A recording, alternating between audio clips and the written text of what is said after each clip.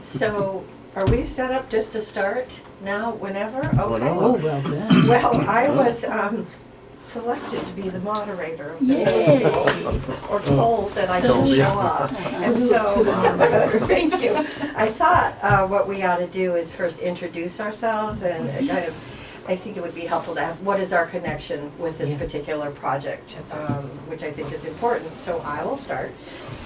My name is Thula Weisel, and I was born in Missoula.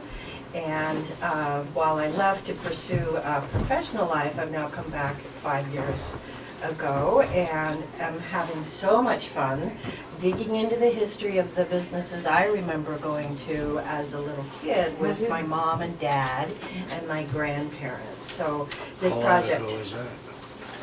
that's a rude question. Oh, please. Go ahead. Keep- I can also That's tell my you, name is very rude here. well, I'm also related, direct descendant of the Higginses, the McCormicks, and the Tools. Oh, then- So I go back to this community quite a ways. Yeah. So anyway, any chance to experience the history of this community is fun. Yeah. Yeah. Hi, Virginia. I thought it was at 3:30. Oh, well, you're Sorry. still right on time. Well, we're going around the table and introducing ourselves, but we could go this way to give you a chance to catch your breath. Are you sure you're done? Yes, You I'm have done. so many stories. I do. Have you if written I can some of remember them them down? all. Have you written down some of your stories and listed them? Great. My name is Susie Risho. We're a pair. We're a couple. And, Oh, that's why you're setting apart. Exactly. I'm sorry. let's see, how can I tell you? I was here in this room, in this area, many years ago, because I was running a group called Story Keepers, and we'd go and visit people who had stories, but they were getting to the end of their life. But then we would go to people who were more able-bodied, and one of them was here, and it was with Native Americans. And they told us some of their stories, which still stay in my heart. And so that was great. So I felt connected to this place. Another thing that connects this place is one of our dearest friends said, you gotta go to the historical museum because there are all these buildings from, what's his name, the architect? A.B. Gibson. Gibson. A.J. Yeah. Gibson. A.J. Gibson.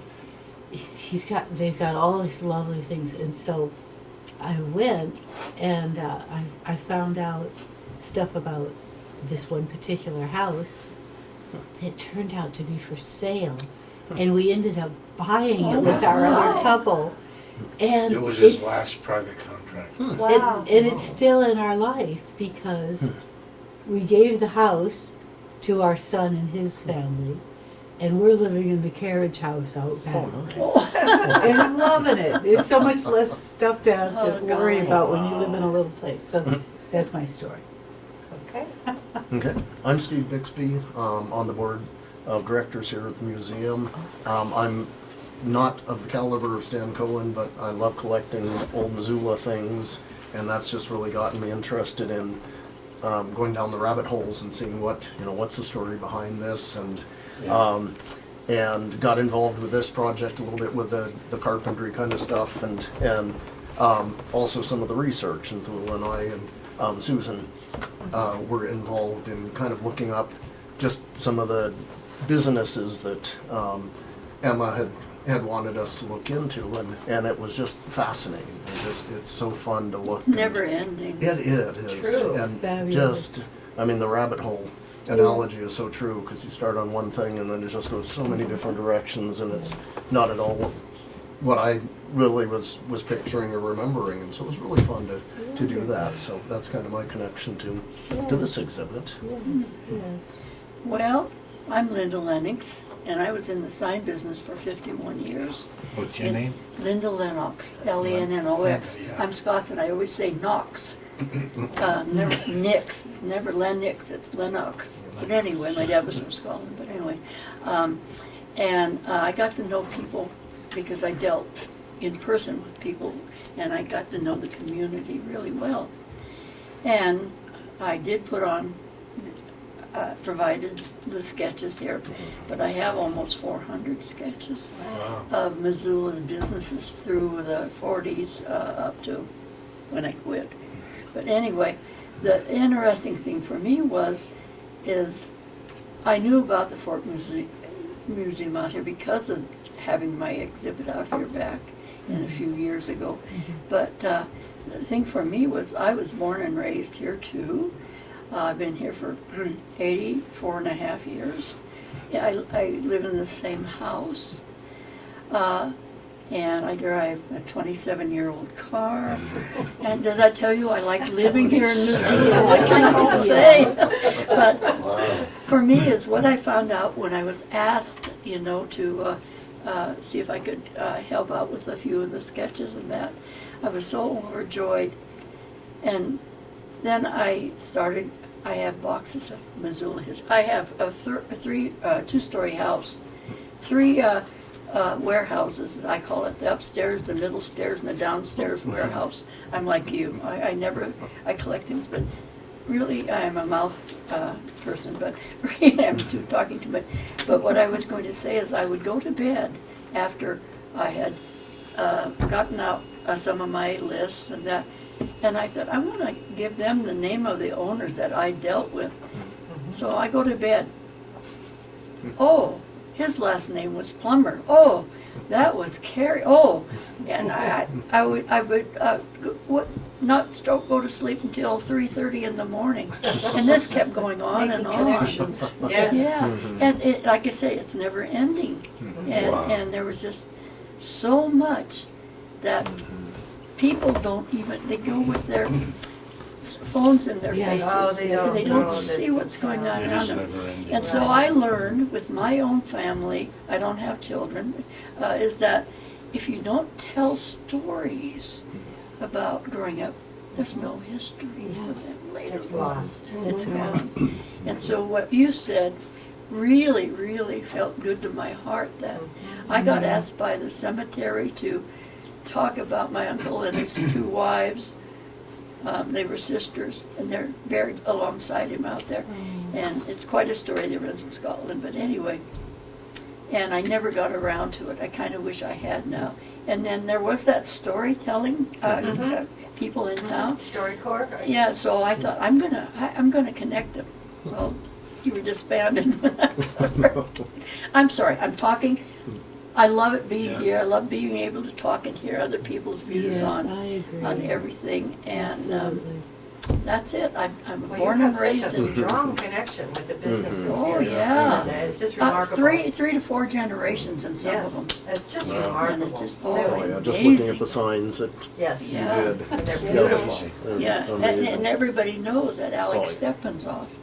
He was the manager there, Yes. and ended up being the conductor for our wonderful know. music. I always loved his name when I was a little kid. Yeah, It's fun to called- say. On time. He'd call our house at 2 o'clock in the morning or 1 or 3 o'clock in the morning, and my dad's name was Jim, and he always say, "Hey, Jimmy, my bread's going to burn if you don't get out here." My dad would go down. He was had his own job shop. He's a welder. He was an excellent welder, but a magnificent machinist. And he would go down, open up his shop, which wasn't too far from Montauk, and go down there and get their conveyor belt welded back together so their bread wouldn't burn. Oh, But I can still, sometimes my mom wouldn't get up to answer the phone, and I put up, "Let me talk to Jimmy." I go, You knew who it was. yeah. Yeah. So there are so many stories that, Well, I hope we can do this again. I've told Emma we could do an exhibit, a different exhibit. We have so much Oh, history I and know it. artifacts and just fun stories to get into. And some not so fun stories, Sure. because it wasn't all oh, walk in the yeah, I park for mean, some of these folks. I got chased out of riding pigs up at the slaughterhouse that John R. Daly had up by Montana Power Park. We tried to ride the, boy, they prickled badly. And he'd come to the door, and there'd be a half a dozen of us neighborhood kids up there, and he'd pound, "I've got my shotgun today." Of course, all he had was a broom. But we got out of there, and then my mom would hose us down in the front yard when we got home. Oh, my. Okay, so Nice.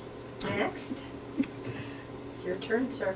I'm sorry, I took too much. No, I just want to give everybody a chance. You don't need to No, apologize. you don't. The stories are Wonderful listening to you. incredible. That's what we're here for. It gives us Yes. an insight to the mentality of the people Yeah. that we grew up with. Yes. How safe we were. Safe. Safe That's a very good is a word. very That's good a very word. good way to Wonderful say place it. to grow up. Yes. Yeah. Yes, it was. So just this week, I walked into La Petite for a cup of coffee with a friend. And the former director of the Missoula Redevelopment Association was there, Jeff Dadna? Badnight. And he was sitting at the same table as us, and he made a reference about me and Susie, we're related, that we have been the essence of what you would call hospitality in Missoula. And that's been the case ever since we've lived here. And it was really nice of him to introduce me that way. We came here in 1968 as newlyweds, and I guess you might say we fell in love with the community because of what you just described. It was the essence of Missoula community. It was a family, and we made friends immediately, and so many friends, and that's why we decided to stay here. This was when we came here in 1968. And even though in 1967, Missoula was rated one of the top 10 most polluted cities in the country, Yeah, you hope no. environmentally that was the case, but the essence of our community was that it was really a family, and there's no getting around that. And so, as we became, like I say, the essence of hospitality, that was the focus of our lives. That's what builds a community, which so many people are looking for now. They don't understand that this is what a community is about, isn't it? Absolutely. Yeah. And so, the businesses that we opened together, our slogan was, "We invite you to turn aside for an evening of old world hospitality." And cooking. Yes. But that was Food always helps. That was the title of our business. We invite you to turn aside for an evening of old world hospitality. And but when we first moved here, I needed a job. I was going to U of M on the GI Bill, and we had no means of support, so I needed to get a job. And the first job I ever got in this town, I noticed all of these food service joints. Well, I worked for a person, her name was Louise Broadbent. Sounds familiar. Yes, and she owned a restaurant on Front Street, and it was called The Shack. Oh, yeah. I have it. It's a sketch, actually. And I was frying chicken Still for miss her. it. Oh. Now, here's the funny thing. I was an executive, I had been an executive chef back in New England. And the only job I could find was to fry chicken at Louise Broadbent. Well, it's very famous fried chicken. Yeah. It's double French On biggest. Front And while I'm cooking there, this guy who's a graduate student in the psych department says, I met a guy from the Bitterroot Valley. He wants to open a restaurant in Missoula, and I told him you could help him. And this was a Mexican guy, and he recently came to Missoula to be with his family. They were potato farmers in the Bear Valley. And he wanted to open a Greek restaurant because he had been down in the Houston area and worked in some Greek restaurants. And he asked, and I met him, and he said, and he told me what he wanted to do, and I said, well, I'll open the restaurant for you, but it's going to have to be a Greek and Italian restaurant. Mario's? Mario's. So I opened it for this guy. Mario's, yes, I remember. Oh, sure. I remember that restaurant. Great. And then it turned into the Greek Garden. Oh, yeah, but I'm the one that opened it for Well, you are, Matt well, Chavez. congratulations, because I always talked to, I can't think of his name there, and he was always wanting to send me out the door with something to eat. Was it Mateo Chavez, the owner? It could very well have been, Probably was. but, yeah, Mario's Greek restaurant, I have their Well, sketches but too. I told him it's going to have to be Greek and Italian. Yes. Yes, And yes. then what I did was I knew that a lot of people in the Greek community here, Mhm. and so I got recipes from them. And even because I was an The executive old chef, family it was easy recipes. for me. Mhm. So one of the teenagers comes in one night Mhm. from the Karras family. I'm sure you know that. Oh, yeah. And she walks in, and it was her mom who gave me some recipes. Oh. And she says, let me see what you got. I said, all right. I said, open your mouth and close your eyes. She did, and I put some, I think it was pasticcio or moussaka or something in her mouth, pulled the spoon out. She closed her eyes and she chewed and chewed and chewed, and then she opened her eyes and she looked at me and she said, that's Greek. I felt so good. Yeah. You got it right. Yeah. All right. So that was in the early 70s. And then right. in 1972, between late 72, early 73, we were part of a faith-based community in town. And we decided as a faith-based community that we would open some businesses because we had the largest constituency of college students than any other church in Missoula. And I was the campus chaplain at the time, because I had been a licensed minister as well as a chef. And we decided to open a business in order to give jobs to all the young people in our community. And so we opened a restaurant and we opened late 72, early 73. And it was on South Avenue, and it was in the old building. It used to be a grocery store, and then it was a restaurant called Estelitas. Estelitas. She had the best sopapillas in the world. Oh, she was beautiful. She was a wonderful woman. I knew her personally. But we called our restaurant Emmaus Road. Yes. Yeah, I remember. Yes. And that year, in 1973, there was this co-op which had opened on Higgins, and then they were downtown in the old Woody Street Saloon. Oh, okay. The Brunswick Gallery with. Before then. Okay, before. Way before then, Okay. and it was called The Brunswick Bar It was before called it was the Mr. gallery. Natural's Oh, Good Food right. Store. Yeah. Yes, I remember Mr. And they were part of our community, and they came to us and they said, well, there's nobody is volunteering to serve at the co-op anymore. And we just can't do it anymore. There was half a dozen people, and they said, we're gonna terminate.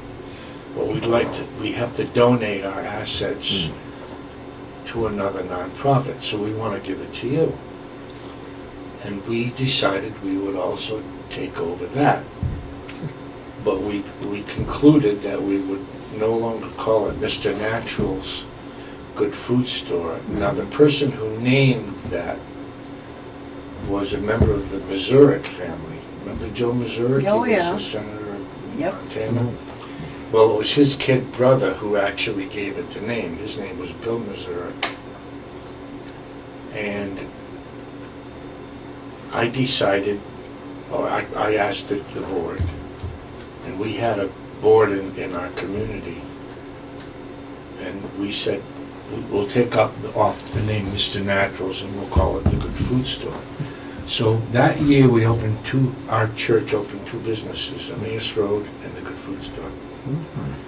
And everyone that worked there had to be part of our community. And the other thing that not many people know is that all the profits we derived from these businesses could not go to the church, but had to go back to the Missoula community. And the Good Food Store still does this. Yeah, they do. Yes, they do. Yep. I worked there for 13 years. Oh, you did? Oh, good for you. Yeah. And I ate a cookie this morning from the good. And I'm going there after this wraps up You know. today. He brought me over an Forever, Easter cookie and this when I morning. sold my own business, I Wow. worked there as a buyer. So, Virginia, do you want to tell Oh. us about yourself? Sure, I'm Virginia Arensburg, Your name is upside down. I'm sorry. Not for her, is it? Obviously, I haven't put my glasses on yet.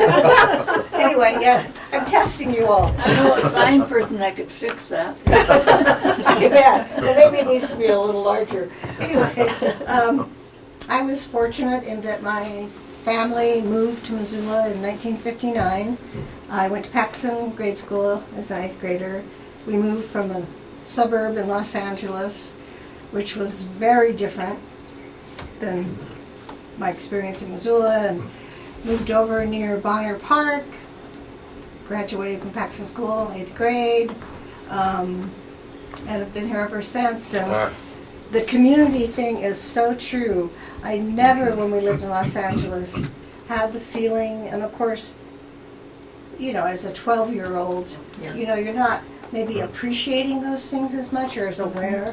But once I came to Missoula, it was a very different experience, a wonderful community, and I've never left. I mean, we had moved around a lot in my childhood. My father was with Montgomery Wards, and usually every transfer we made meant, you know, promotion, and so you just went with it. And lived in several different places around California and Idaho and Oregon, and so once I got to Missoula, it's like I somehow knew I was planted, and I've embraced it still. And it was a safe community, for sure. Summer days, walk to the top of Mount Sentinel, be gone all day, no worry. Go down to Bonner Park, climb a tree, you know. And I always felt safe, and my parents didn't worry about me, as far as I know. But it was like that with the people I was, you know, friends with and going these places with. We felt safe. We'd walk downtown, Oh, to yeah. the old downtown, to Woolworth's, and have a soda at the 25 Woolworth's bar. cents. Yeah, you know, you could do these things, or walk to the Wilma Theater, or, and it was all fine.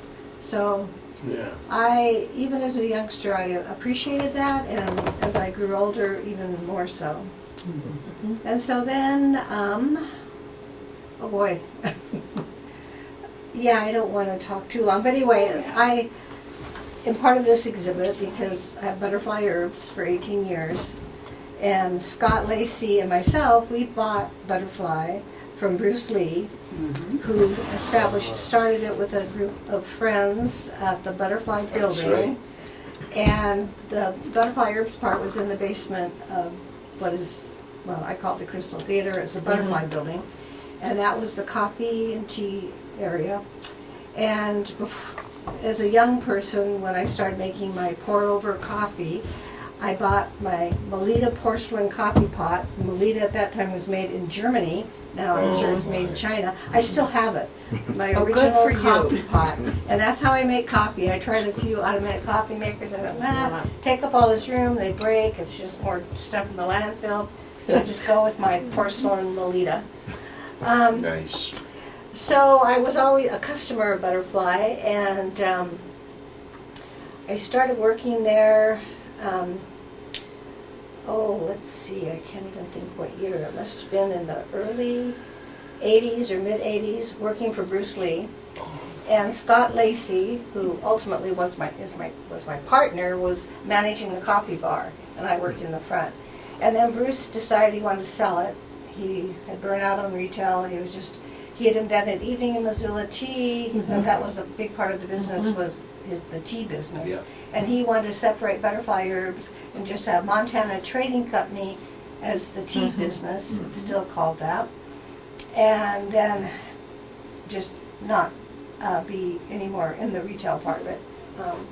So Scott and I pooled our resources because it was just going to close otherwise, we were afraid, and we thought it was important enough, unique enough that we wanted to keep it going, so we pooled our resources.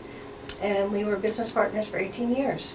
Oh, nice. Good partnership. Yeah, Yeah. yeah, it was good. And I would have to say one of the comments that I most often heard from people were from people that had left Missoula and gone to other parts of the country, and they'd come back in and they'd say, it still smells the same. You still have the same old scales. You still have all those jars. I mean, all the things, you know, they said, and they were so grateful. It was like a touchstone. It's like they were so grateful to be somewhere that was the same. And that, you know, didn't update or upgrade, and sometimes to a fault. I mean, you know, maybe a little funky at times, but I always enjoyed it. I met wonderful people. I enjoyed being part of the downtown community, and during that time I was on the Historic Preservation Commission as a representative for downtown. It was good, but then I was wanting to move on as well, so I sold my shares to Scott, and he just recently sold the rest of the business to a young man who had been working for Butterfly for a number of years on and off. And he is very much committed to having that space in the same format that it currently is. And one of the things we coined I said it, we're doing an ad for the Missoulian, and they said, what can we say about Butterfly? And I said, well, I said, it really is the essence of Missoula, because spices are essences. Yes. And plus the unique character of it. And I thought it really did encapsulate, you know, a broad spectrum of what Missoula was. So Good it job. seemed to work.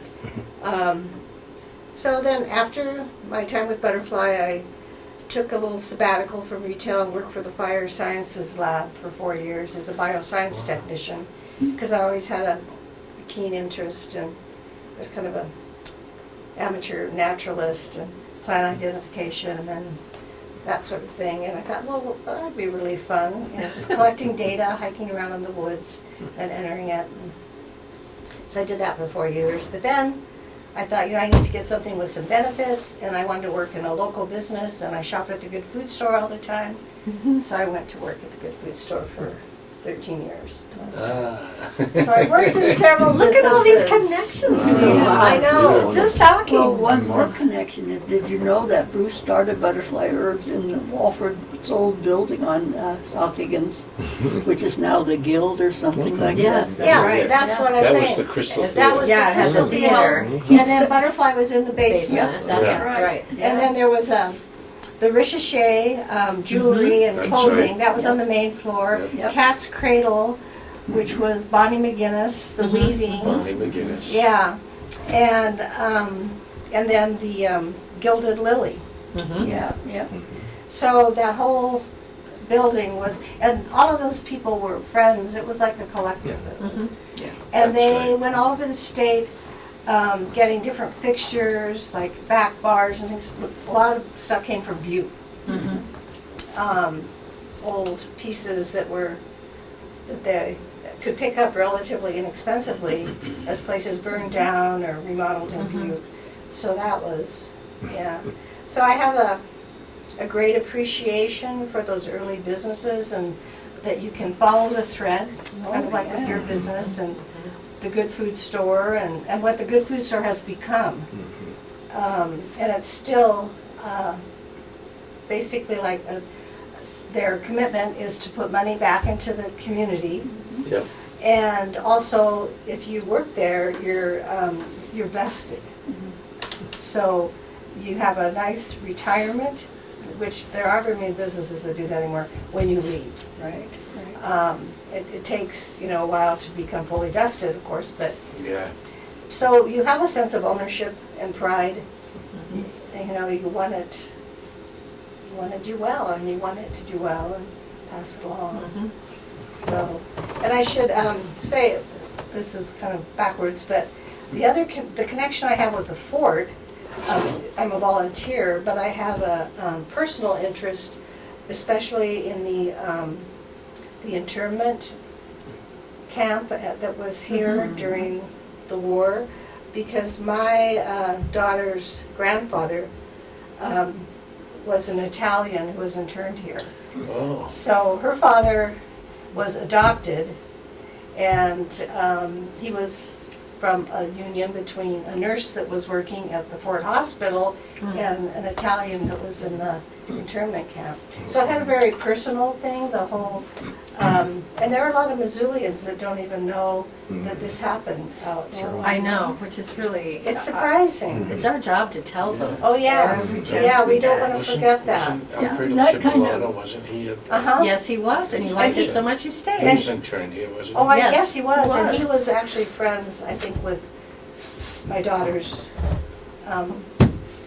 biological. Oh, I think they were all grandfather. from the same ship originally when they were interned here. Because he was Because they he were was on like like a Marine, cruise ship. merchant marine. Yeah, they And- took him off of, yeah, Yeah. cruise ships and merchant marine, Yeah. and, World's And Fair.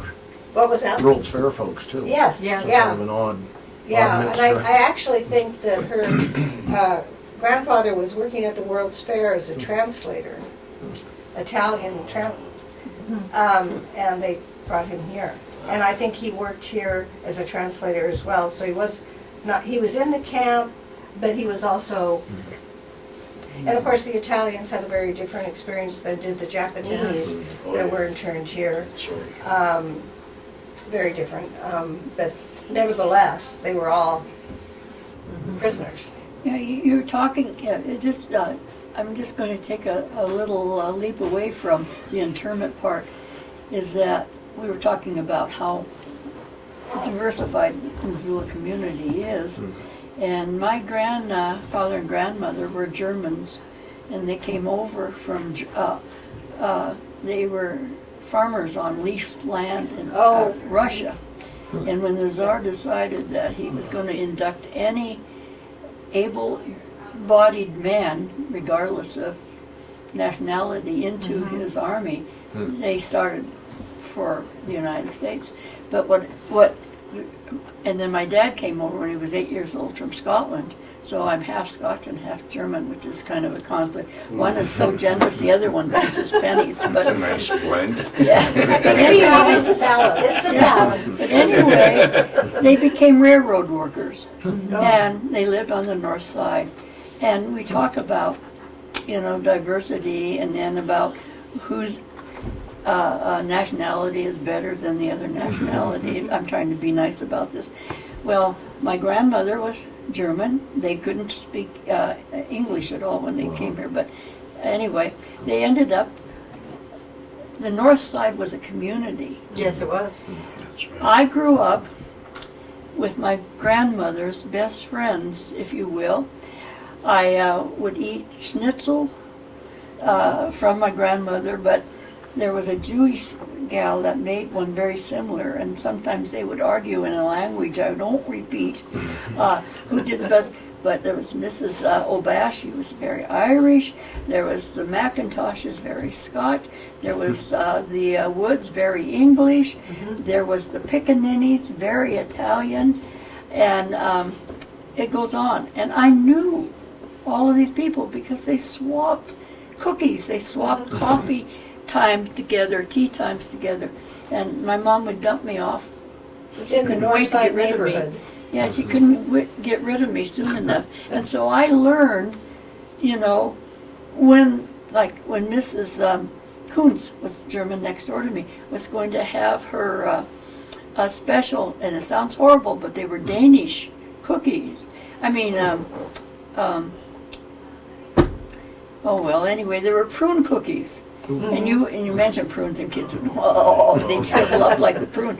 They were delicious. So my mother would say, Mrs. Coons is baking cookies today. And I was I'm going to Grandma's house, aren't I? You know, but I mean, we were such a diverse community. When World War II was going on, I remember seeing my grandmother standing at the kitchen sink. She was cutting up carrots and stuff, and she had the radio on, because we didn't have television, of course. Radio on, and it was Edward R. Murrow, I think, and they were talking about Hitler. And I remember my grandmother saying, "Hitler," and she spit in the sink, and then she said something that I only recognized one word, and it wasn't used the way it was supposed to be used. And so I asked my mother, and my mom says, "Don't listen to Grandma. She doesn't know that little kids shouldn't hear those words." But anyway, we were a community of international Yes, right. here. Yes. A very rich And that's why we have experience. such stories. That's why we end up with such Sure. good businesses in this town. Sure. And why the Tremper family. I sold them signs for 3 generations of Trempers, and they had their 60th a few years ago. And Bill was the last surviving brother of the Tremper boys, Bill Jr.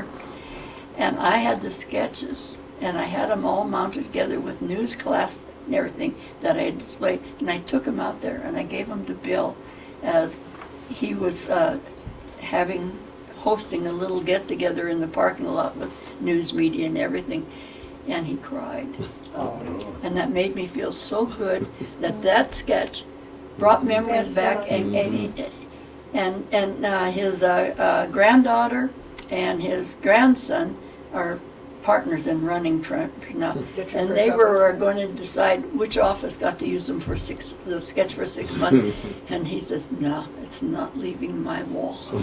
And so our history got spread out a little bit more, but that's And why there's a story too about the Trempers, the grocery store in there, because when Gil Porter, if you remember Gil Porter's. Oh the yeah, potato chips, I go get free potato chips. And Gil, when I grew up, they were our neighbors, so I remember Gil very well. And then 'cause John? His panel truck was Yeah. a Oh, yeah. magical place for a young child to go in and see the bags of potato chips that he had. And of course, he had his own manufacturing plant here. Yeah. And but then in later years, the cloverleaf potato chips started moving in and taking over because they were the big guns. And Tremper's Shopping Center was the only grocery store that said, "We will not carry cloverleaf, we're only carrying Gil Porters." They were. And which I thought, that's the Yeah. community Yeah. connection. Absolutely. We will stick with Gil's. Right. He would have campfire. I was a campfire girl. We didn't have Girl Scouts at that time here, and he would let grade schools tour his plant, and we went and we got a whole big bag of fresh, nothing like fresh right out of the flowing grease there, But what he did was, if you rode your bicycle over any given day when you were out of school and that, he'd give you the burnt ones. I mean, they weren't burned, but those sure. And I'd come home with them, and then I had to divvy them up to my 3 siblings. But I remember Gil very well. You're right. He was a lovely man. Oh, absolutely. And one of the things I learned when I was researching the businesses, these are the fun things, the rabbit holes, right? Is that Wainima, Gil's wife, worked with him. She could heft a 50-pound sack of potatoes, no problem. But her job, and I think we may have a picture in this exhibit, it was to seal the bags of potato chips that were made out of wax paper. The bags were then, Right. so she had an iron. Oh my She God. ironed every single bag. Which was Labor intensive for sure. Gil Porter's Mount Jumbo Yes. potato Yes. chips. Yes. Well, there's a Well, I box will- over there of Oh, go ahead. of the potato chips, and the story on that one was, I saw it one day in the non-commissioned officers' quarters over there, and it was just sitting in Sitting there, there. and it just, I have no idea why it was there and what it was doing, and so I asked Emma about it. She said, that'd be great to have in the so great. glad exhibit. you did. And so I went Yes. over there and looked, couldn't find it. And day or so later, I was back in there, and here it was sitting right up on the shelf there, just looking at me in Oh, plain my. sight. And so it's now over there. Yeah. This is why it's But called it's- ephemera, because It- these yeah. things are ephemeral and we lose them very Yeah. easily You if we call don't them pay attention. Ephemera. Ephemera. Things that can just, It just, they so can easily disappear. disappear. And it's, and then um, gone for good. it's like a little matchbook from an old Missoula business, you know, that someone is gonna throw out. Yeah. And so that's what this exhibit is really about. Yeah. I've never heard that Yeah, one. when I was when glad that I- Safeway built their building where Pierce just moved out of, that was built, you know, for Safeway. Yeah. In the Quonset hut look, you know. And they kind of did the same thing, even though they weren't the biggest chain as they ended up being. And of course, now they're Albertsons Safeway. But anyway, they had local bakeries in there. Of course, Eddie's was local, and so was Bon Ton, later Wonder Bread. But anyway, you could go in there and get 6 cake donuts to die for. They were either powdered or plain. They were wax paper twisted shut on the ends. They were 20 cents. And I believe the name of the man that cooked them was Beer Wagon. And he supplied, I'm digressing, the Wilma Theater never made their own popcorn. They would get big bags made, and he made them, and they'd bring them up and he'd bring empty them them into over. their warmer. But Safeway, because they were smaller yet and kind of local, they had several Missoula businesses stuff on their shelves. Yeah, and they were excellent. Just twisted shut, not even sealed shut, just Oh, twisted my. shut on the ends in wax paper. And I just remember that, you know, we were so thrilled. That was like a big shopping place. You know, there was the Stop and Shop, you know, down. It was still down on where the Senior Citizen Yeah, Center is on now, Higgins there. Yeah. where the Haynes brothers Stop and moved Shop. to. Yeah, Yeah, and when When I then, was and in then it be- school at Hellgate, we You took stood a, it? we would, our home ec class, as part of our home ec, you know, watching prices and ingredients and Yeah. stuff. Oh, yeah. So we'd take a field trip to the Stop, because we just walked out from Hellgate High School and do a little field trip through the Senior Citizen Center, Stop and Shop at the time.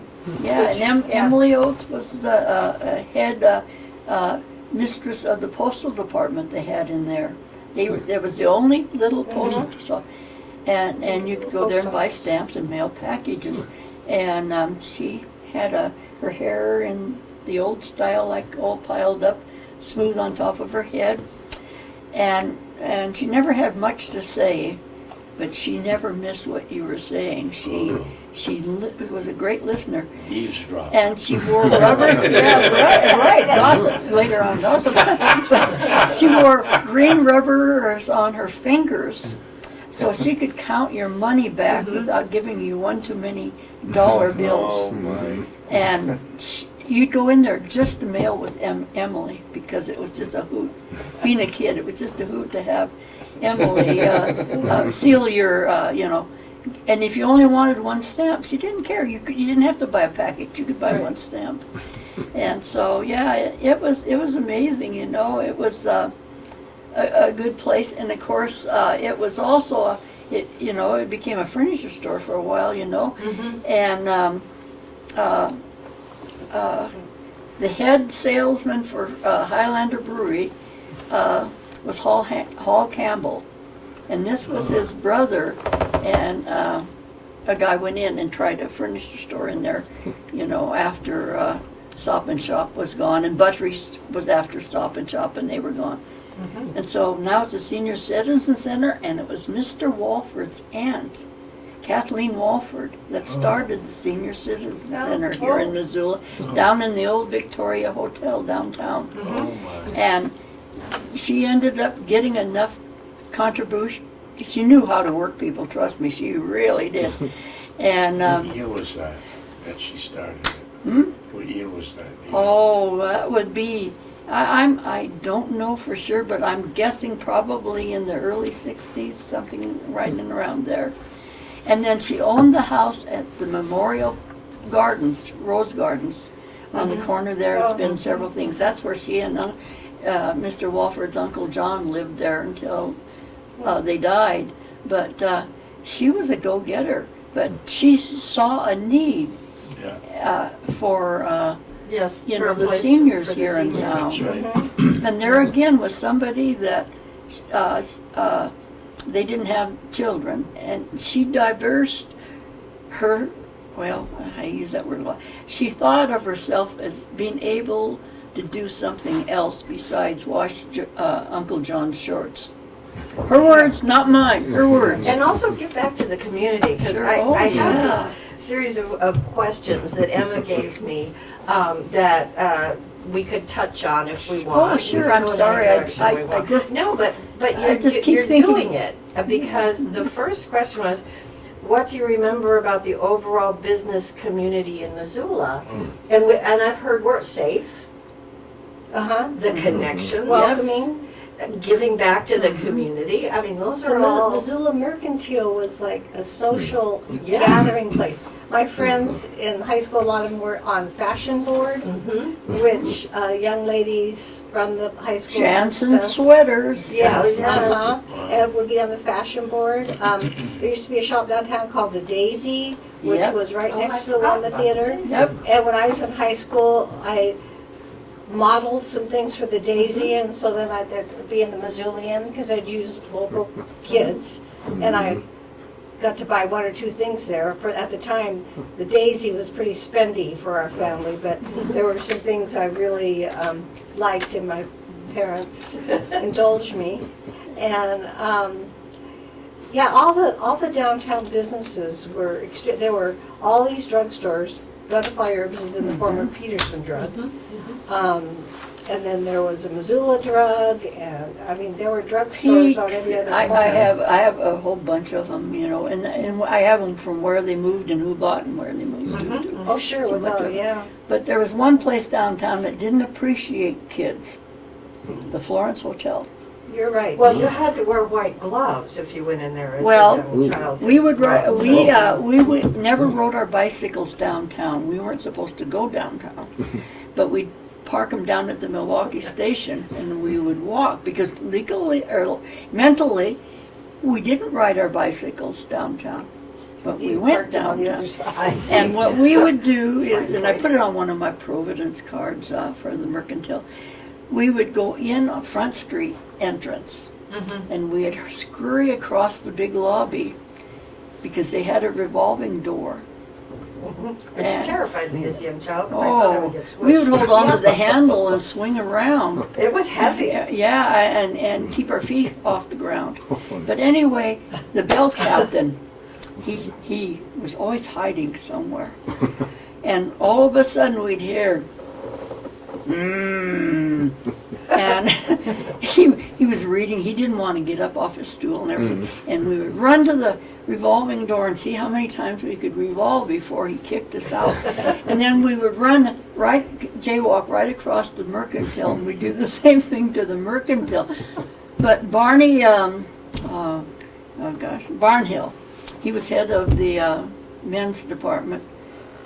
He let us do it, you know, what the heck, you At the know. Mercantile. Yeah. Yeah. But, There was a barber in the basement of the Florence, too. oh Benny the yeah, barber. he was a Because that was barber. my first haircut there in one of those big red ornate barber chairs, you know, that are got the metal gleaming and the red, and he would put in the little kitty seat, and then he would sit there, and Benny the barber would give you your first haircut. And Mr. Clifford had a women's saloon in the Florence. He was well known in Missoula, Mr. Clifford. He would do your hair. No, nobody ever wanted to do my hair. Trust me. I had naturally curly hair, and it was everywhere, and it was very thick. But Life magazine had just come out with short hair for girls. They called them the boy cut haircuts.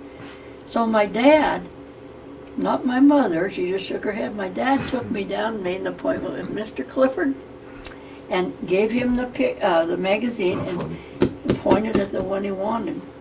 And he went around to the Missoula Club and had a beer or two while I was getting my hair cut. But anyway, when he came and got me, I saw the look on his face and he shook his head. And I, of course, I didn't get to see myself having it done in the mirror. He gave me a boy haircut. I mean, he gave me that haircut shorter than what you got. And I cried all the way home. Oh, my. All the way That was a home. traumatic memory. Yes. Yeah. Yeah. Not so And my mom was going to go down and fix his Mr. hair. Clifford. Mr. Clifford. Mr. Clifford. When you mentioned the Missoula Club, I was going to say my father managed Montgomery Wards, which was, of course, in the building that's now the bank building. Yep, the old Donahue And, building. yeah, and he would go to the Missoula Club after work every day and probably have one, So I don't know, my maybe dad. 2 beers. And, what was his name? The bald, Gene. Gene Cody. Yes. Mhm. So they didn't serve hamburgers there, I don't think at that time, or my father didn't want a hamburger. He just wanted cheese and crackers with his beer. So they kept American cheese, which you have for hamburgers, anyway, and they kept crackers underneath the counter so that Bob could have his cheese and crackers with his beer. Yeah, Just for him. it was the only bar in town that had a white line because minors were not allowed to sit at a bar. And so I would always sit on, when my dad banked on Saturdays when the banks were open, and he'd take either my brother Jim one week and then me the. We had to sit on the far side of the white line, and they had Barney the cook, and I had a royal crown because you got so much, and that with the camels on the and everything. And I would sit there, and Barney would make my hamburger for me, and slide it over the white line so I could eat the hamburger while Dad had beer. And then, of course, Willie Cody ended up with the bar. And then, of course, now the Dussos, you know, not Dussos, excuse me, the Dugans. Dougals. Dougal, I'll get it right. Yeah. Bill McFarland was my dad's best friend from the Oxford, and his half-sister was Dougal. And that's how John Dougal ended up with the Missoula Club, was through there again, it's the Pretty Missoula, interesting. All the where connections. all the water. connections. Yeah. Yeah. The trivia I heard recently on the Missoula Club, the nickname is the Mo Club. Oh, yeah. And And zoo, I hate the word zoo for Missoula, it drives me you crazy. always do, but the reason it is the Mo Club is it was not legal to open a bar on Sunday many, many years ago. That's right. And so what they did was they started a men's only club, could meet Oh, in the Missoula I Club, didn't even know and then it that. became the Mo Club, Missoula only, and hence the name Missoula, or Mo Club. Yeah, there And so were I a group always of thought it was professors that used to meet there every Sunday.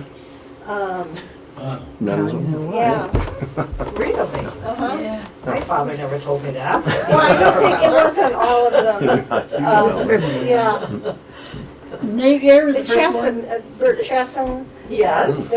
he'd ride his bike down, there were a number of men that You had to be on the in group to know about that. or like to go and have a beer with your buddies. Yeah. Yeah. My husband does that now on Sundays. He has a group of guys, older guys, they always meet and have a beer. See, my dad would go to the Oxford, you know, after he retired. You know, you're right. That was what men did back there. Yes, yes. You know, and we didn't have a lot of things for men to do. They could go fishing Right. or whatever. And if Well, my they- father-in-law used to go to the Florence Coffee Club in Yep. the coffee parlor. Yep. And it was a group of downtown businessmen that always met, and he was an insurance salesman, Grady Insurance. And they always met in the coffee parlor, and it was a big part of their day. And he knew all of them. And everybody he insured, his philosophy was, anybody he insured, those are the places you go. You get your Ford at H.O. Bell Ford, you Oh, eat your yeah. Chinese at the Golden Pheasant, you know, everything was very connected, and those are the people Yeah. that he did business with, and that's the way, he was from Butte. In fact, he worked in the mines with Mike Mansfield at 14 in Butte.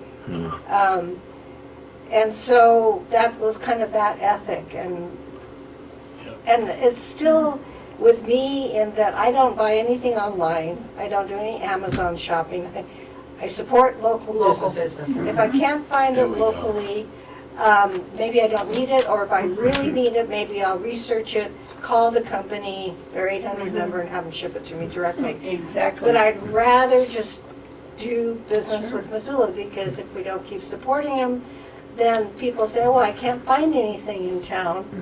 well, then it's going to only get worse because nobody's supporting Well, these local businesses. Did you find this, Steve, when you were researching businesses? I did. I noticed that when the mall went in, how many small businesses downtown closed? Yes. It had, That's right. I mean, I knew it had an impact. I It's mean, everybody huge. was fussed about the mall and, you know, worried about it. But when I was actually doing the research and how many businesses failed Yeah, went because through a major it- Well, transformation. quite a lot of them though that transferred their Well, that's business why to the Butterfly south. was able to Yeah. move True. into the old Peterson Drug. because And John Duncan, who owned that building, the Duncan building, kept the rent low. And all the years that we were there and all the years that Scott was there, he's since deceased, that his granddaughter owns it. And they kept the rents affordable.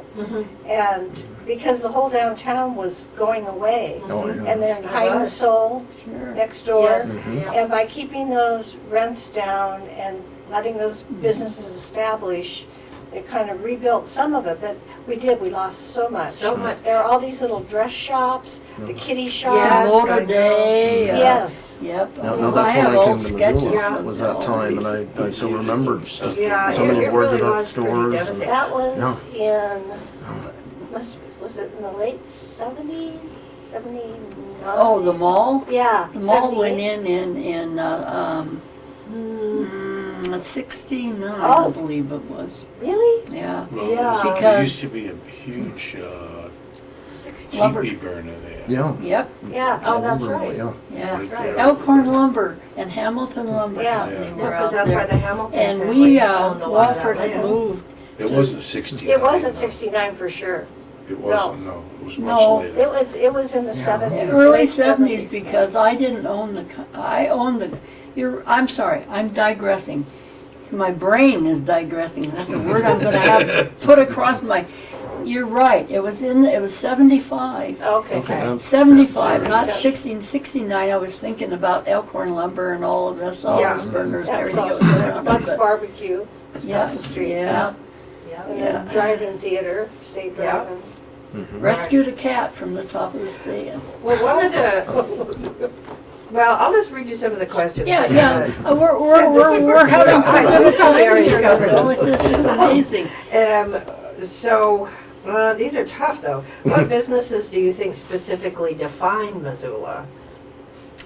The Missoula Mercantile, which is no longer, I think that was, Yeah, They employed 9 of my family. did they? I worked there at some point. Really? yeah. 9. You could get, I mean, do you remember the candy store at the Mercantile? Oh, that was so. yeah.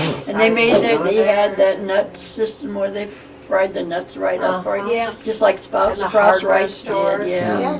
And Yeah. jeans you could get for like a couple dollars, the 501 jeans Yep, that you had to get if you were cool yep. as a teenager. Hanson's Ice Cream maybe was another one. Herrick's. It started as Herrick's Famous and then became Hanson's, yeah.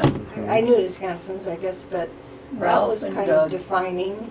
That was on Higgins. Stover. It was In the- what they call the 519 hip stripper South right Higgins. next to, yeah. Yeah. Yeah, And yeah, Stoveridge was in 2 also different one places. there that we always went to. Stoveridge was in Oh, it was the in the Hammond arcade first, yeah. and then they went over And then to he the went Florence. on the corner Yeah. Well, there. that And clock then- was, the Stover's are the ones It that was put the Coleman clock to up. start with, Yeah. KOHN, yeah. It was good that they were able to bring it back after it got destroyed. I know. It Yeah. was. Well, we But they're- built the thing that went around Oh, it you that did? said Coleman's. Oh, okay. Mhm. It's beautiful. There also was a clock, apparently it was a thing back then, There was another from one. the Borg Jewelry Store, which was on Higgins. Yep, And I they had a clock similar to the one at Stoveridge that I think was actually built in Chicago.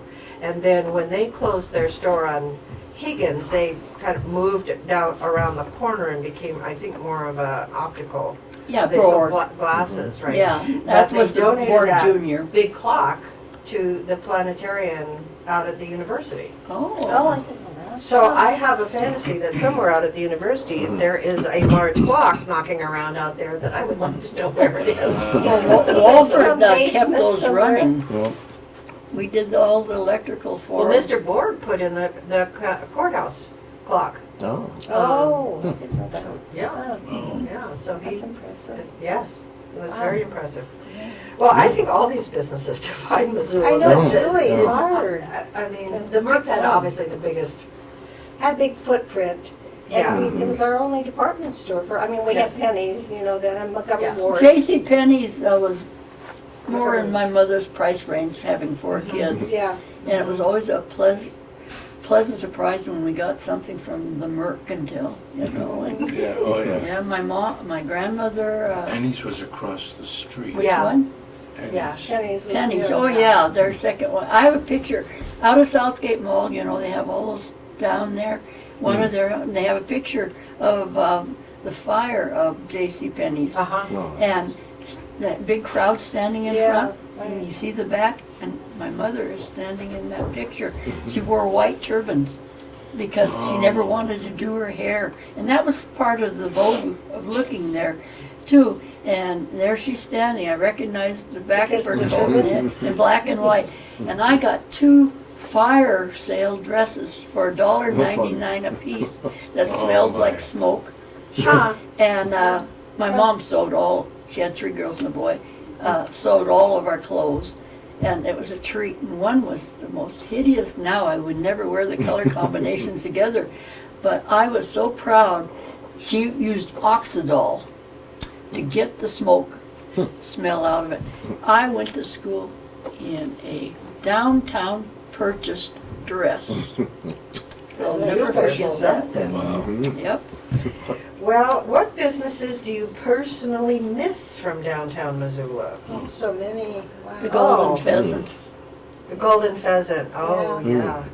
Oh, that was a dining experience. Ball Little Wong. Oh, booths. yeah. Mhm. And the And it was so mercantile. exotic, the Golden Pheasant. Yeah, it did seem exotic. The Mercantile's one I missed, just because it was fun Oh, to go in yeah. there and all Still the miss different it. levels Yeah. and the Well, during stairs and the everything summer- All the creaky. departments, and- it was a true. Oh, even my culture. mule shoes at the Mercantile. My Sure. father went and bought mule shoes. I had to wear, I could buy a dress or sheets. I know, I mean, China. they, even as they evolved, they still kind of maintain that feeling of, you know, a real department store, like you could buy anything. sure. And in fact, the hardware part, when they closed, Bruce Lee got one of the ladders that access Oh, I all the remember screws those, and right. bolts. I used to And ride that's on in those. Butterfly to this That'd be fun. day. Oh, that's neat that The- that's from The, there. yeah, it's from the Mercantile. During the summer when I was out of school, my dad would order nuts and bolts from the hardware department, and I'd ride downtown, get his list, and go over to the Mercantile. They still had sawdust on the floor in the hardware department because there were still spittoons here and there. Yeah. I just remember the fella at the hardware store had the largest ears I've ever seen on a person. Oh, and I know who it was. Who was He's that? a friend of my dad's. I can't remember, of course, his name now. You're right. Hello. Oh, and then there was is that Butte calling? Tall, skinny woman with black hair that in a bun or something. Yeah, really. They were. I don't know if they were a couple, but they were so interesting to me as a kid. I don't know. I know what you remember, the Yeah. characters. Yeah. Oh, yeah, and then there was the toy balcony up there, way back in the corner. Yeah. I still have my, China and Gifts Department. oh yeah, Mr. Hill. He hated kids even, Well, in the China and Gift Hesitating. Department, probably. I worked there for a while, too. yeah, and the jewelry department. I was in The college. jewelry department, that was his part of the mercantile. And if you looked like you were loitering, he'd come and ask you Whoa, to be move. tied. Wow. Oh, yeah, he would. And he Yeah. only lived a block away from me. The big house they just remodeled on the corner of Crosby and Brook Street. The other thing I miss from downtown businesses is I could go into it as a young child into pretty much any business downtown and just say charge it. Oh, yeah. Wow. And then pneumatic tubes that took your money I and love found those sites. things. Remember Yes. that was the big Broadway on, Yeah. on Broadway. They had one That had, till they you know, tore it Well, down. Mercantile had them too in appliances. the hardware And department. but you know why Silver had that was nobody could get upstairs to his money. He had a big, Oh. heavy door with double locks on it. He was concerned that there may be some, Yeah, well, you know, all the doors were Well- open. There were people bringing hides in and Pacific Hide Oh. before it became Yeah. the big Broadway and all that. And he was concerned about that. And that's why he had it. interesting. But he went to school with my mother, and so we got our television set for half price. Oh, First time we got a television set. special deal. They had But see, everything. that's Missoula's community. See, Yeah. see, That's that's community, community. yeah. Yeah. It just, but there are several of them. I still miss the Chinese food though, I mostly. do too. And Ma Wong with her long black dress, and then she liked my mother. My mother was liked by a lot of people. She was so good-natured, except when we were kids, badly. We had to stay in our bedroom. Oh, what a horrible thing. That's how mean my mom would get. But anyway, we would be, and of course, remember the black curtains they would pull across the table, so it was so private. And she'd be waiting up at the door, and she would hand my mom a sack full of fortune cookies. Eleanor, for the kids. Oh, sweet. And she would go home with the, but see, that was community back then. See, that was, Oh, I think Absolutely. the Army Navy discount store. Oh, yes. which Army Navy? It Well, was the the one one- on Higgins. The one on Higgins and the Oh, same one on the block with- Brooks, though. near They had- the Golden Pheasant. Right. Yeah, Because see, Jack Wong didn't own the Golden Pheasant. Kim Ming owned the Golden Oh. Pheasant, his cousin. Jack was just the manager for years, and then he was Okay. able to buy it. Oh, interesting. But the Mings and the Wongs were cousins. Right. And but the first Army Navy was out on Brook Street, and I they don't did remember sell. that one. Yeah, but they had a second side to them. They were importing stuff from Mexico, and they had wooden marimbas. I still have my. I saved my babysitting money to go buy my. I remember they sold huaraches. Those were like Yeah. a sandal Yep, with yep, the a woven, tire woven, trim. Yes, and they were the thing to get. Yeah. Also, white painter's pants. Do you Yes, remember those? yeah, yeah. Oh, funny. You had to I have do one of remember, those. yeah. They had quite a collection of things. Interesting. Sometimes just in great big cardboard boxes. Yeah. I remember. You kind of They plow were- through. Yeah. And kind of musty old Mhm. seafaring jackets and Uh-huh. stuff that you And plow that one through. guy was kind of old and musty himself. I miss a lot of businesses from downtown Missoula. Broadway Market was one. Oh yeah. Chipolatas. yes. yeah. I remember going Oh, there. I really miss First that. time I ever went, I had my daughters with me, and we went there because we were looking for Havarti cheese, and I thought it had to be some exotic cheese. That the only place I'm going to find that is Chipolatas. Chipolatas. And so when up there, we drove up, got out, and it was closed. And so we go back to the car and get in, and all of a sudden, Mr. Chipolato comes running on out and says, stop. 'Cause he what- lived what?" in the house And- connected Yeah. to the Yeah. and, store. They and he lived said, up above. what do you They didn't need? want to And miss it. I said, Havarti cheese, and he said, well, we have that, but you can buy it pretty much in any grocery store. Because But, there was I mean, it no just- import It was so, places here. yeah.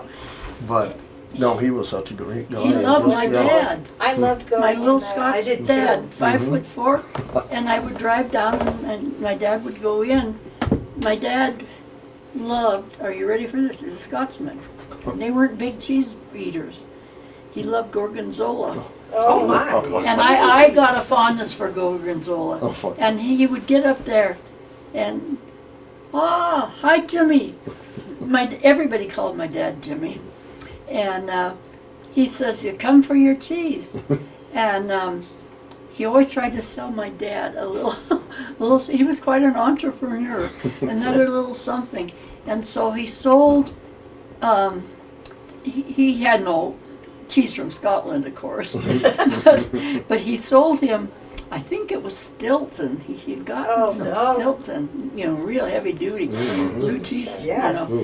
And my mom loved it on crackers. funny. But my dad said, no, it's moldy. I don't want to take that. No, I give it to you. Don't buy. You just come get more gorgonzola, And I'm standing there thinking, I'm never going to get home. I can tell this now. Well, when my grandmother passed away, she had her funeral in St. Francis Church. And, of course, Mr. Al, he likes you to call him Al. He sang, you know, Yes. for the it's services. you. And so It's I was opera. arranging my grandmother's service. And I contacted him, and he says, oh, yes, you want Ave Maria. That's what he sang. And I says, no. Big silence. I thought he'd hung up on me. And I says, I want Amazing Grace. Why? I says, because my grandmother really loved that song.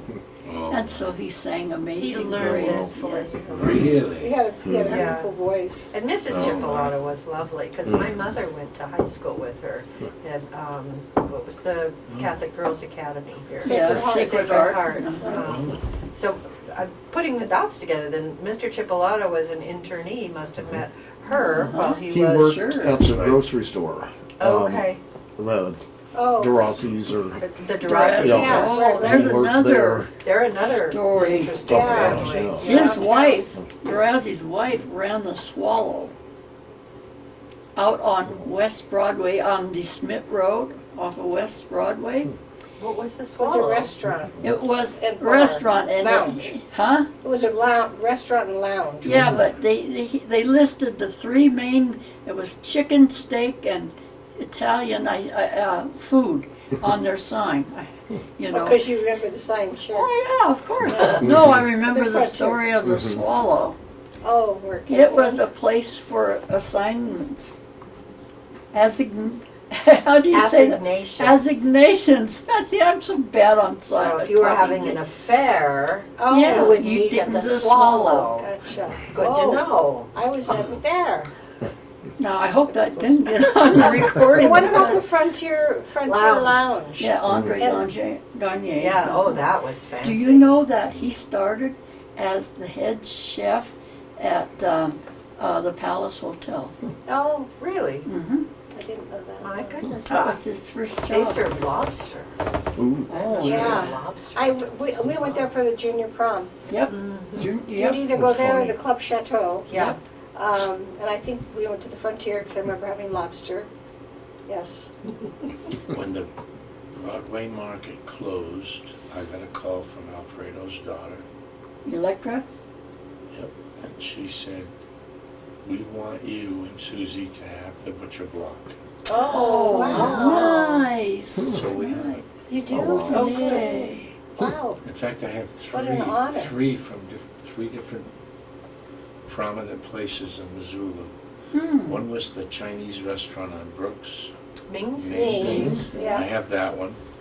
I have a paper mache dragon head And the, from that and the restaurant. owner, when I bought it at the auction, the owner she came running up to me. She says, "We're so glad that you got it."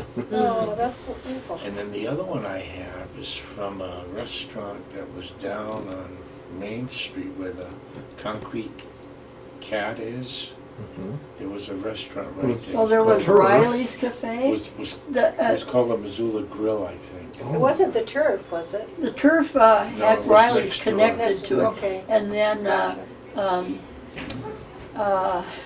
Lambrose's son-in-law, That's right. It a was it was the that townhouse. Cafe. It was that cafe. Yeah, Townhouse Cafe. Oh, I have all three of those. wow. You do, that's lovely. And then there was Bobby's Hard to Cafe collect butcher next to blocks. them, in with the They're handy cigar things to store. have. Take a bro. So you use them? And you live in a carriage house, how do you fit all those butcher blocks? Yeah. And then the prep One table, is sitting in one of our the tables. service table that I have in Emmaus Road is our dining room table. Oh, perfect. Talking about, Memories. really Yeah. quick, having blocks, Stevens Avenue had still, when I was growing up, carriage blocks for when carriages pulled up, the women Yeah. could step out onto them. Oh my. And we used to play leapfrog. There were 2 blocks that Wow. still had most of them, and we would leapfrog and play. Now there's one left from there, and it's over on 3rd Street. Yes. And there's also one on Bancroft that I see every time I drive down Oh, there. I've It's missed green, that. and it has a metal ring on it. And then my brother, Bancroft. Wow. when St. Patrick's Hospital tore down the McCormick house, which was the oldest wooden house in Missoula, and it's where the medical offices Yes. are. That's, you know, and the McCormick house was there. So when they tore it down, there was a cement block with the name McCormick on it, and then the metal ring Wow. to tie your team or your Sure. carriage to when you would visit the McCormick house. And when my mother got wind of the house being torn down, I don't know who she got, but everybody rallied around and dug up this immense cement thing, and it's up at my brother's house now. In front of where he that's parks great. his None of cars. them on Stevens Wow. Avenue had rings left. Yeah. O.J. Muller lived in Yeah. the 400 block in that big old house Yeah. there.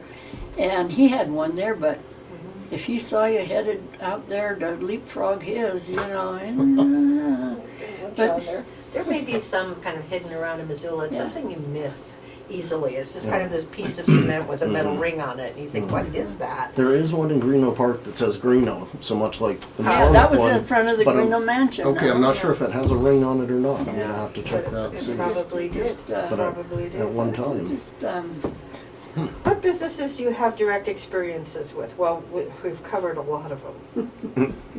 Sugar Shack Donuts. Oh, Speaking of being by Hellgate High School. yeah, that's one? right. It's where the fly shop is now. Exactly. Or the Oh, fishing right. guide shop. Yeah. You know what Yeah. it was built for? No. Randy's drive-in. Oh, When it's he funny. graduated, his grandmother set him up in business, and it had that funky roof on it. And he was too young. He was just right out of high school. He couldn't make it run. Then it became the Lighthouse Restaurant. We sold him a sign, and it was I all think I basically remember the seafood. Lighthouse. Huh? I remember that one, yeah. And then he failed because Missoula wasn't a fish at that time. We Oh. weren't into a lot of fishing.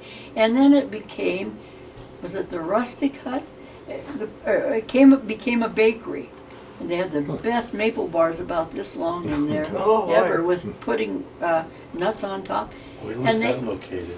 That was on the corner of East 6th and Higgins, where the fly place Where is the now. fishing shop is. Fishing Fly shop. fishing shop. But you Next know to where the Sparkle laundromat. Laundry is? Oh, yeah. That was a restaurant. It was the KY, and all the they catered mostly sandwiches to all the high school and university kids there. And that was the KY, and then of course the Howards and the golly, my mind just died for the partner. There's all family in. Turned it into the laundry. Oh. But Oh. Do you remember the Acropolis, Oh, yeah. mhm. which was it's across from the Orange Street Food Farm, kind of? Yeah, yeah. Well, That yeah. was a Greek Yeah, restaurant. but Yeah. it didn't start as the Acropolis. But was it They before closed him down because he didn't get enough permits. But it was his name, his first name, Oh. and he had great Greek food. It didn't last very long. No, it didn't. Well, no, he was there longer Well, than you thought. yeah, he was there. Yeah, several years. But then he sold the restaurant because he couldn't deal with the city, and the city was always on him. And a young chef took it over and tried to make it into a restaurant. And it never And it worked. never- And I don't think anybody's in there now. I think it's It's been empty for some time a now. long time. But, that was oh the golly, Paris why family. can't I think? It Chorus. starts with a George Z. Chorus. That had the Acropolis? Yeah, yeah. Who? It's an K-O-U-R. K-O-U-R-I-S. Okay, yeah. He had the- recognize he- the When name. he first came to this country, he came to Mario's, and he was sitting there in the dining What room. was his first name? George. Oh, that wasn't where he. He couldn't speak any Yeah. English. That's the restaurant that's next to Borquin's, right? Mm-hmm. Exactly. Yeah. Yeah. That's been George empty and George forever. and Eva That's right, opened yeah. that Mhm. place. Because I remember, I don't know why I remember it so well, but I think the food was fantastic. It was Yeah. wonderful. Oh yeah, yeah. Yeah, It but was really the great. restaurant was first name of the guy that was having all the trouble with the city. I It can't was a think of it now. Vito's. But George Vito's. Chorus had the Palace Confectionery in the next to the Wilma Building. No, this is a different George. Or was it a different Because George? George and Eva owned that restaurant, Oh, and he was an immigrant. He couldn't speak any English when Oh. he first came to this country. Yeah, well, it could be, it could be more George Built Course and on the stuff. immigrant And then experience, aren't we? Sarah, And Cyril's and bought another it. guy that came at the same time as he did, they're the ones that opened that Greek restaurant on South Avenue, on the corner there, and they just sold that. Oh, building. yes. He and his wife opened that restaurant, Oh. and he couldn't speak any English when he first came. Okay. Because I remember them both. See, I never ate Greek because I'm allergic to cucumbers and the sauce always has cucumbers on it. Everyone's almost. Well, no, I'm really allergic. I can eat pickles, Oh my. but I can't eat fresh cucumbers and all their sauce, for their meats and that, and their dressings for Oh, their my. sandwiches were all cucumber based. That's right. Yeah, That's right. I got Wow. really. And then Sakarostos, he owned the Greek one that's right there by the food farm, Orange Street Food Farm, right One across across the there. street, yeah. Across the Yeah. street. Yeah. Yeah, that's part That's of Steve and Mary opened that one. and Steve Sakarostos. Sakarestos, Yeah, yeah. I can't speak Greek either. T.S. Sakarestos. Yeah, he still walks over to Orange He Street still walks every around. day. Yeah, That's great. every day. So they and their kids now have that. Yeah, Yeah, which is nice. yeah. Yeah. Do you have any overall thoughts about the small business community in Missoula? How it has changed, looks now, or how it looked in the past? Yep. Gone over a lot of that already. Yeah, I don't, do you think there's as much a sense of community Nope. in No. the small businesses They don't now? care I don't- about you. I don't get the sense there is. They don't There care is about you. It's kind of more the exception than the rule, in terms of the closeness of, and small businesses working together and people supporting Yeah. small businesses. Life has gotten so busy that people want to go, and do it all at one store or do where, what's most convenient. Because going downtown Yeah. anymore. Finding a The place to meters, park, I yeah. don't like those parking meters. And I was on the parking commission too for a while when I was downtown. And I never was in favor of those. I was probably the one person that said, I don't think that's a good idea for business. I still see This people is- standing at them Well, trying to figure them out. Our I son, don't know. our son and his family, they own Silk Road Catering. Oh, right, And yeah. Which catering? Silk Road. Oh, Silk Road, And yeah. which is over near the Paddy Creek Market. Yeah. Right, right. But anyway, during the winter, they don't have any, the off season, the wedding season, Mhm. they, in order to keep their employees Busy. busy, they do take-home dinners at the Silk Road catering shop. And people have to go to the catering shop to get their meal. And they'll sell anywhere from 60 to 80 dinners. And I go there and I sit at the table and I meet and greet everyone that comes. Oh, what a nice thing to do. And it's so beautiful because I see so many Are people there lots of that- repeat customers? Oh, yeah. Yeah, And a lot of them know me, and so it's from so, all your other, yeah. that's Yeah. wonderful. It's so wonderful. beautiful to see all That's these lovely, people yeah. coming in, yeah. And so the last one they just did, the last one they had was Spanish, and they're gonna have one in April, no, May, I guess, May, before the wedding season starts. And it's gonna be a 5-course Korean dinner. Oh, my goodness. Oh, my. So it's always one type of Yeah, ethnic, yeah. You're making me Nice. very hungry. yeah. Yeah. So, You should go to this. Well, and I it's live in not the far same away, so I shopping could center just- with the Paddy Creek Market? It's on, Yeah, it's around the corner. It's on the Corner. east end of the. Oh, of okay. Yeah. Okay. All Or right. the casino Wow, that now I looks did like not an know that. apartment house, but anyway. Yeah. Because the Silk Road was upstairs in the. That's where the Yeah. restaurant was. Yeah. Now it's a catering company. And then they closed Okay. the restaurant, became a catering company. They Yeah, have- I they- ate there a couple they're times. It's really prospering. good. It's We have really- 5 catering teams now. they have such a great reputation, Yeah.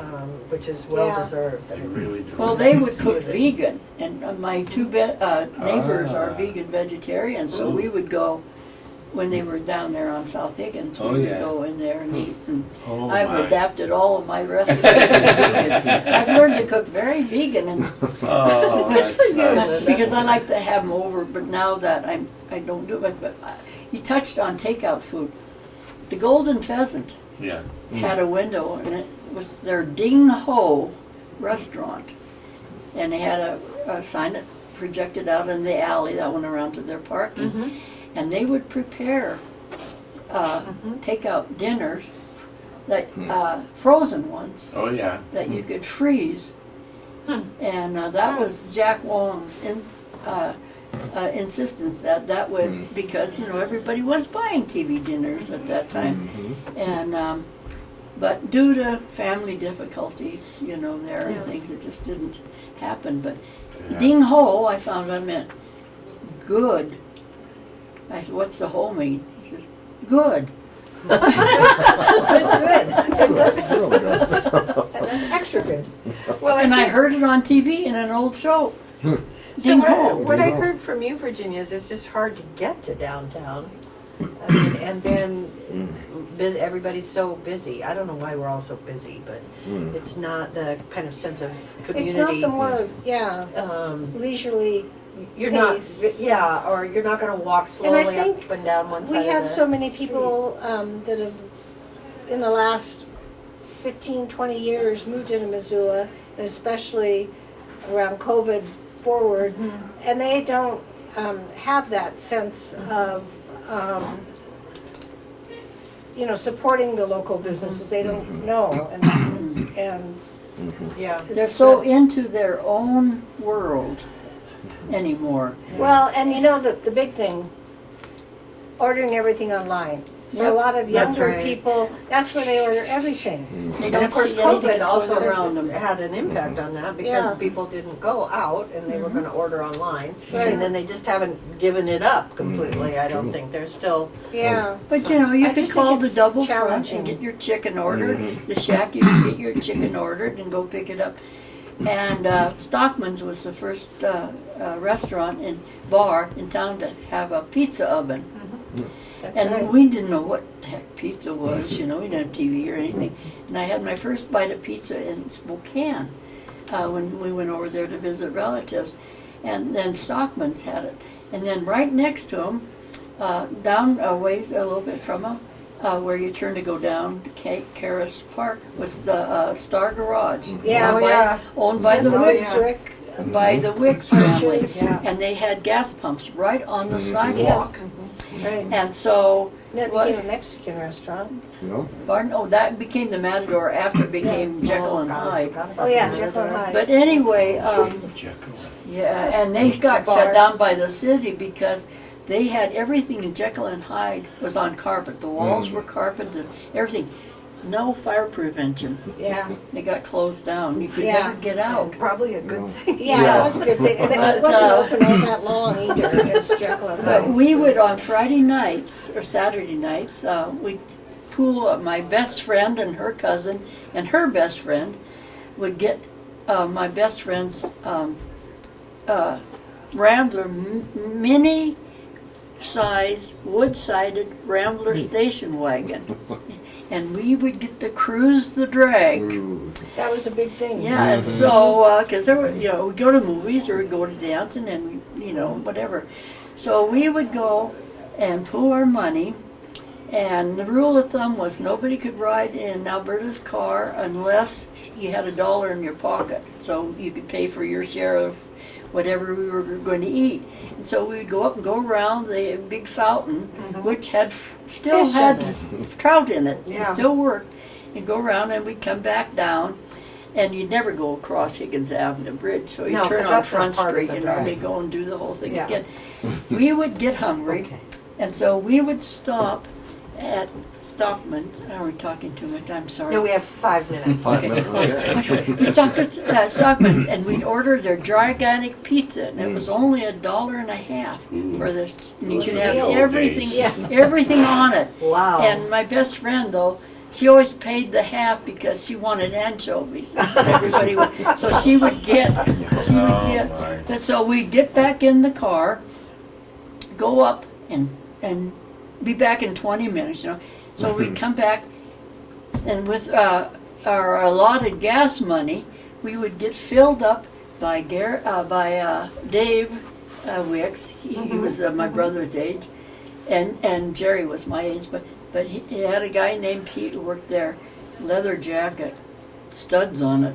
Oh. We wanted him to pump our gas, and we'd get our gas while one ran up, and two of them would run up to Stockman's, and we'd get our drinks and we'd get our pizza, and then get back in and go cruise the drag, eating our pizza and drinking our. Boy, you know, Oh, my. and things everybody knew. Everybody knew to honk. We could even honk at adults coming out of a business. Nowadays, when the wait staff waits on you, it's all rehearsed. I'm sorry, it's not truly friendly. They don't really care you're there.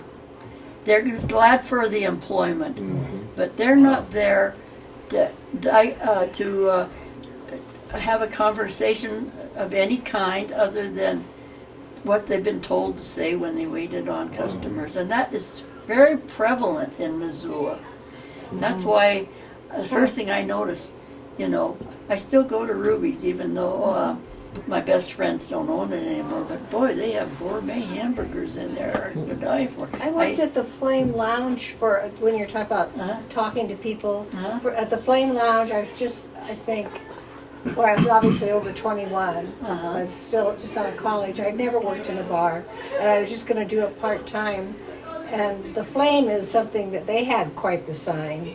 Remember the Flame Lounge? I ended up with the sign. It That's sat for sweet. 6 years in my yard. We took Oh, it really? down. Oh, wow. I have two neon units It was in my amazing, storage the shed off of outside. them. The ones that looked like they were burned, Yeah. they were tubulated. You still have those, Linda? I do, yes I Oh, do. wow. Oh, they were just. They were something else. But I called out here the museum, not once but twice, and told them that we are clearing out our storage lot, where we called it our graveyard, and we have the flame. flame lounge sign. Would you guys like it? Well, a couple days later, they called and said, "No, we're not interested in it." Wow. And I said, I'm "Okay." shocked. Yeah, 'Cause I it was super quite the shocked. Sign. It was iconic. It was iconic. Yeah, It's- when I was, Sure, go ahead. just to digress, when I was working there, the job only lasted about maybe 2 months, and the owner, and I can't remember his name, Perminko, Oh, George George. Perminko. Oh, yeah. Anyway, they said that I talked too much to the customer. A lot of Oh, old you're- guys, you're a lot of absolutely old right. guys that Clink, came in clink, there. clinking my hand The up, old you know. guys that would come in there, sometimes it was like, it seemed like it was their only social interaction, and they all reminded me of my grandfather. And so I'd sit there and listen and listen and listen, and I was supposed to be selling more drinks Oh, or yeah. something. You weren't doing It wasn't the right job for me. We had the blue neon that went all around the cove in that building. Oh, yeah. And if one Wow. unit blinked, he only paid us $20 a month to have a lease maintenance on that. Oh, to be sure that you're always available to fix the, Yeah, $20. My guy couldn't even drive the truck No, down there for no. $20. You know. it's true. And if it blinked, we'd go down there. Wow. We had to do this again. Yeah. We got more stories. Oh, I'm sorry. It just opens up my mind to It's great. It's how healthy for you. friendly. And I'm going to say something that's not with signs at all. We're talking about how the younger crowd is not into anything you really want to tell them, for the most part. And that's very prevalent to people of my age. And I was out in my front yard, and it was my daisies. My whole yard fills up with daisies, 30 by 120 yard with a set of white daisies. And here is this 5-point stag standing in the green, grass and the white daisies, looking majestic. Here come two 20-something kids walking down, or adults I would say, they were probably in their mid-20s, walking down. And I said, wow, take a look. Isn't that something magnificent? Yeah. Yeah. Back to the phone. Because something on their phone was more interesting. than I started advertising. to feel like that commercial on TV where the guy tells, you're an old guy and you don't do that. That guy, have you seen that commercial? Well, he tells them when they want to talk to their neighbors and he says, you don't need to do that. It's a funny commercial, but it's kind of very true because it's almost like an intrusion on their life. Well, maybe. I'm so glad that we could stimulate your memory. It was I don't know how to get home now, but I'm sorry. No, Oh, that's fantastic. fine. And I think that this exhibit brings up a lot of issues. You're gonna Primarily about community and what we miss and what we want back. And I think the museum can tell that story. Yeah, And we can help it, by telling yeah, people and it's sharing our memories about that. that's Because that's our work that we need to do. We want to. My mom won $25 for naming the big tree that was right alongside the drive up at the Minute Kitchen. She got a $25 Bob Ward gift certificate, not cash. She got gift certificates from better places in Missoula. That's right. That's right. So Really.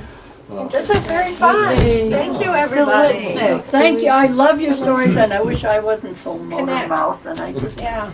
We're going to do this again. So friends, on behalf of the Historical Museum at Fort Missoula, I just want to say thank you so much for sharing your time and your stories and all of the memories and experiences that you've had as part of the Missoula business community. Well, you've done a And splendid Linda, job. to speak to what you had to say about folks who don't have an interest in history, this is how we get them interested. That's So absolutely thank you for sharing. right. I've been Keep really sharing. passing the That's it. word around that they're going to have to come out here. And Yes, me too. And- Before you all leave today, because we want to be that's able to right. make sure that we share these stories with future generations, especially the folks who come here to the museum, I am going to ask you to sign this waiver.